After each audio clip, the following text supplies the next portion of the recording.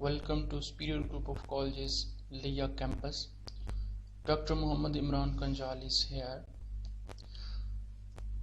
Dear students, आज हमने molecule के बारे में देखना है कि मॉलिक्यूल क्या होता है। सबसे पहले हम इसकी डेफिनेशन देख लेते हैं। The smallest particle of a pure substance which can exist independently. इसमें सबसे इम्पोर्टेंट और सबसे जो चीज समझने वाली है वो ये है कि एग्जिस्ट इंडिपेंडेंटली का क्या मतलब है। एग्जिस्ट इंडिपेंडेंटली मीन्स कि अगर हम डेफिनेशन में देखें तो smallest particle of the pure substance यानी वो छोटे से छोटा जरा जो इंडिपेंडेंटली एग्जिस्ट कर सकता है। इंडिपेंडेंट एग्जिस्ट करने का क्या मतलब होता है कि हर वो सब्सटेंस इंडिपेंडेंट एग्जिस्ट कर सकता है जो स्टेबल हो।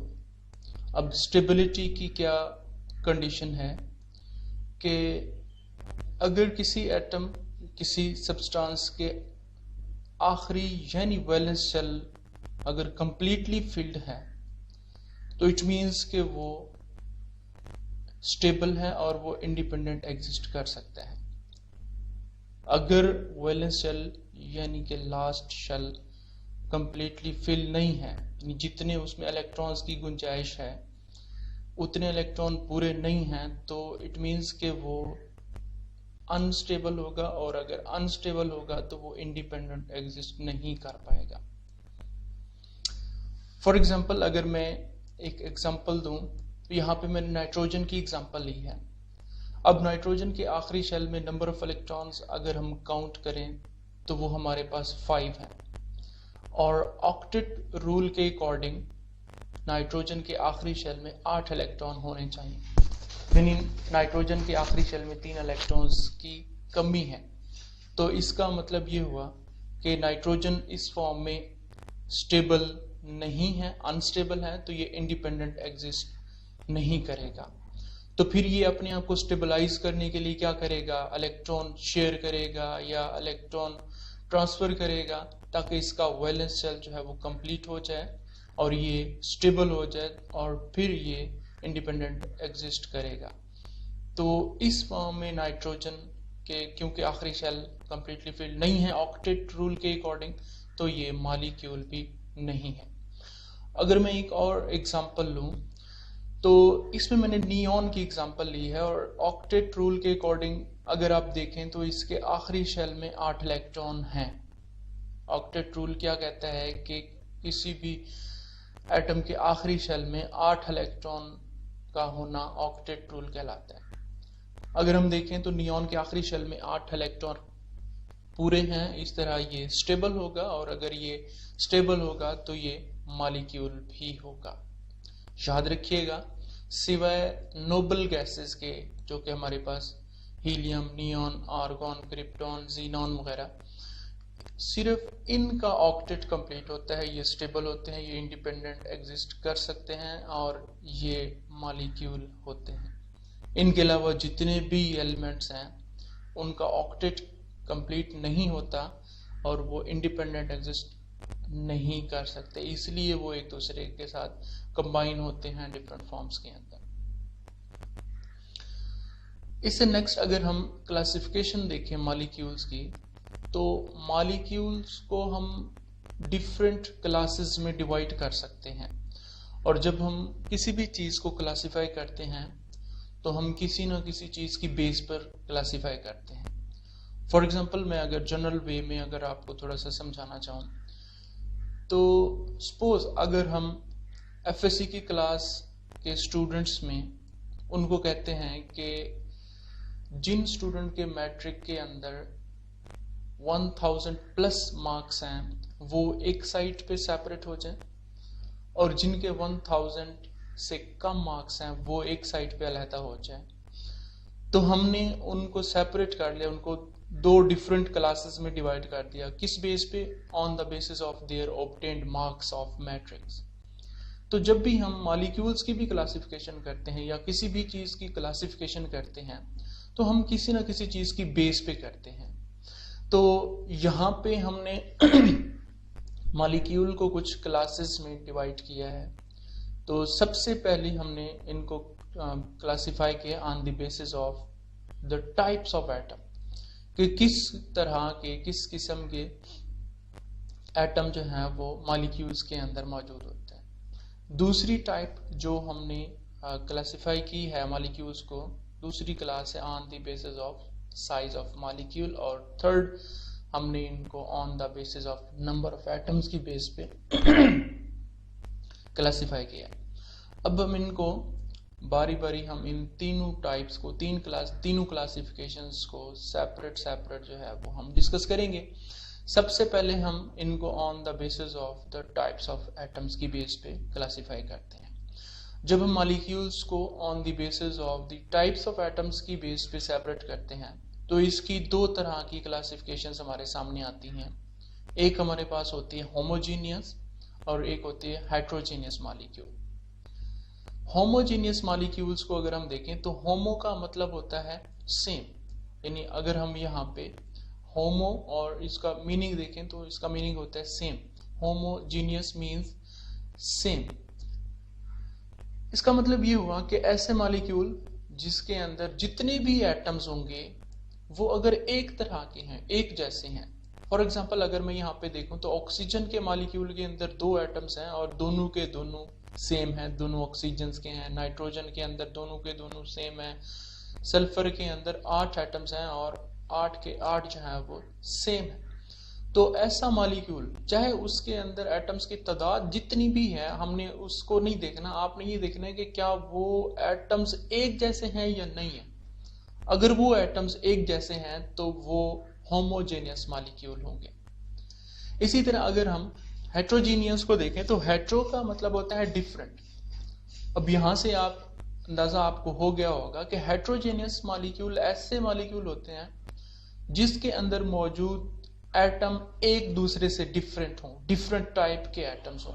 फॉर एग्जांपल अगर हम यहाँ पे HCl की एग्जांपल देखें तो HCl में हाइड्रोजन और क्लोरीन ये तो डिफरेंट एटम्स हैं। वाटर के अंदर हाइड्रोजन और ऑक्सीजन देखें तो ये हाइड्रोजन और ऑक्सीजन डिफरेंट एटम्स हैं। अमोनिया के अंदर देखें तो नाइट्रोजन और हाइड्रोजन डिफरेंट एटम्स हैं।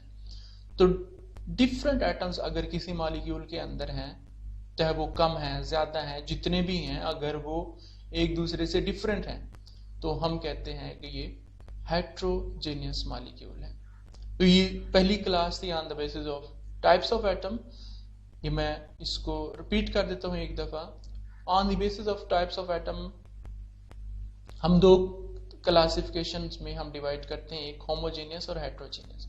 होमोजेनियस वो मॉलिक्यूल होते हैं जिनके अंदर तमाम एटम जो है वो एक जैसे होते हैं। हेट्रोजेनियस के अंदर वो एटम्स होते हैं जो एक दूसरे से डिफरेंट होते हैं। इसी तरह दूसरी क्लासिफिकेशन है मॉलिक्यूल्स की on the basis of number of atoms. Number of atoms की बेस पे जब हम मॉलिक्यूल्स को क्लासिफाई करते हैं तो हमारे पास अगेन 2 कैटेगरीज आती हैं, 2 टाइप्स आती हैं। एक है जी हमारे पास होमो एटॉमिक मॉलिक्यूल और दूसरी क्लास है हमारे पास पॉली एटॉमिक मॉलिक्यूल। मोनो का मतलब होता है 1। तो ऐसे मॉलिक्यूल जिसके अंदर सिर्फ एक एटम होता है, ऐसे मॉलिक्यूल को हम मोनो एटॉमिक मॉलिक्यूल कहते हैं। और वो नॉर्मली हमारे पास नोबल गैसेस ही होती हैं। नोबल गैसेस क्योंकि अकेले एग्जिस्ट कर सकते हैं, किसी के साथ उनको कंबाइन होने की जरूरत नहीं पड़ती, क्योंकि इनका वैलेंस शेल कंप्लीटली फिल्ड होता है। और ये मैंने आपको लेक्चर के स्टार्ट में बताया, अगर किसी एलिमेंट के वैलेंस शेल में वैलेंस शेल अगर कंप्लीटली फिल होगा तो वो स्टेबल होगा, और अगर वो स्टेबल होगा तो वो इंडिपेंडेंट एग्जिस्ट कर सकेगा, और अगर वो इंडिपेंडेंट एग्जिस्ट कर सकेगा तो वो मॉलिक्यूल भी होगा। तो जो नोबल गैसेस हैं, सिर्फ नोबल गैसेस, उनका ऑक्टेट क्योंकि कंप्लीट होता है, वैलेंस शेल कंप्लीटली फिल्ड होता है, इस वजह से वो इंडिपेंडेंट एग्जिस्ट कर सकते हैं। और इंडिपेंडेंट एग्जिस्ट कर सकते हैं तो वो मॉलिक्यूल भी है।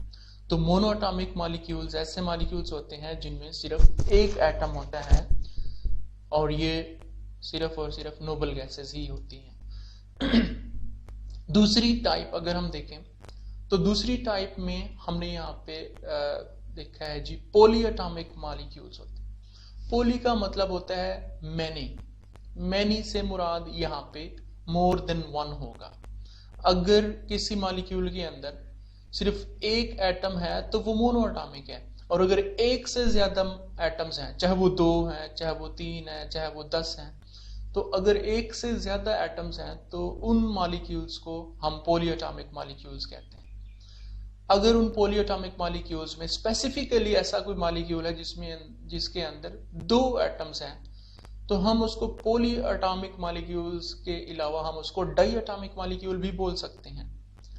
डाई का मतलब 2 होता है, और अगर 3 एटम्स हैं तो पॉलीएटॉमिक मॉलिक्यूल तो है, हम उसको स्पेसिफिकली ट्राइएटॉमिक भी बोल सकते हैं। अगर 4 एटम्स हैं तो टेट्राएटॉमिक मॉलिक्यूल्स भी बोल सकते हैं।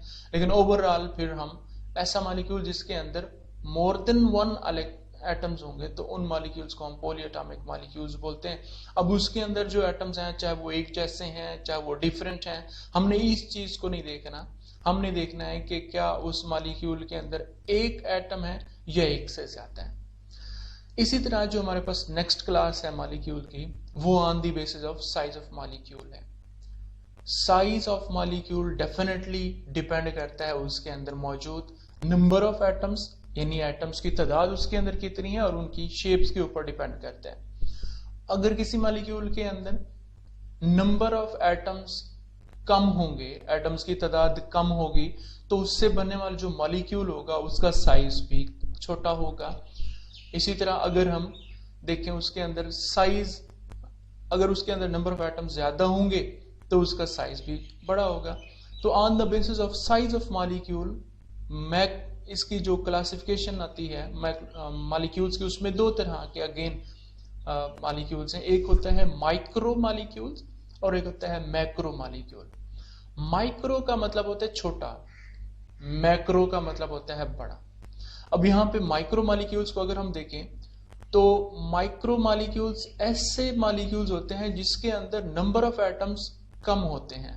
मैंने अभी आपको बताया कि अगर किसी मॉलिक्यूल के अंदर एटम्स की तादाद कम होगी तो उससे बनने वाला मॉलिक्यूल्स का साइज बड़ा होगा, और अगर किसी मॉलिक्यूल में एटम्स की तादाद ज्यादा होगी तो उससे बनने वाला मॉलिक्यूल्स भी बड़ा होगा।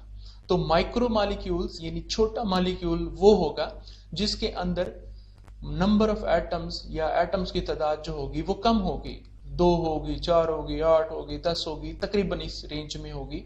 यानी अगर हम देखें तो ये वाटर है या सल्फ्यूरिक एसिड है या सल्फर है, तो ये ऐसे मॉलिक्यूल्स हैं जिनके अंदर एटम्स की तादाद थोड़ी है, इतनी ज्यादा नहीं है। अब वो एटम्स चाहे वो एक जैसे हैं, डिफरेंट हैं, जो भी हैं, लेकिन इनके अंदर आपने सिर्फ एटम्स की तादाद को काउंट करना है। इसी तरह अगर हम दूसरी टाइप को देखें दूसरी टाइप है हमारे पास मैक्रो मॉलिक्यूल, और मैक्रो का मतलब होता है बड़ा। और कोई भी मॉलिक्यूल बड़ा तब हो सकता है जब उसके अंदर एटम्स की तादाद ज्यादा होगी, यानी तकरीबन सैकड़ों हजारों में होगी। जैसे ये हेमोग्लोबिन है। हेमोग्लोबिन बेसिकली क्या है, ये आपके ब्लड में पाया जाता है और ये आपके ब्लड को लंग्स से पूरे बॉडी में मूव करवाता है, पंप करवाता है। और इसका एक मॉलिक्यूल यानी हेमोग्लोबिन का एक मॉलिक्यूल जो है वो इसमें तकरीबन कोई 10,000 से ज्यादा एटम्स होते हैं। अब देखें जी, अगर कोई ऐसा मॉलिक्यूल है उसके अंदर एटम्स की तादाद 10,000 है या उससे ज्यादा है, तो डेफिनेटली वो एक बड़ा मॉलिक्यूल होगा, और अगर बड़ा मॉलिक्यूल होगा तो हम उसको मैक्रो मॉलिक्यूल बोलते हैं। तो होप सो आप लोगों को माइक्रो मॉलिक्यूल और मैक्रो मॉलिक्यूल्स में डिफरेंस क्लियर हो गया होगा। माइक्रो मॉलिक्यूल्स वो मॉलिक्यूल जिसमें एटम्स की तादाद कम होती है, मैक्रो मॉलिक्यूल्स वो मॉलिक्यूल जिसमें एटम्स की तादाद ज्यादा होती है। लास्ट पे एक टर्म है एटॉमिसिटी। अगर हम इसकी डेफिनेशन देखें तो एटॉमिसिटी क्या होता है, number of atoms in a molecule. किसी भी मॉलिक्यूल के अंदर जितने एटम्स होंगे, जितनी एटम्स की तादाद होगी, उतना उसकी एटॉमिसिटी होगी। फॉर एग्जांपल अगर हम वाटर की बात करें तो वाटर के अंदर आप total number of atoms count कर लें, चाहे वो एटम्स एक जैसे हैं, चाहे वो एटम डिफरेंट हैं, जो मर्जी है, आपने सिंपली एटॉमिसिटी के लिए उस मॉलिक्यूल के अंदर नंबर ऑफ एटम्स को काउंट कर लेना है।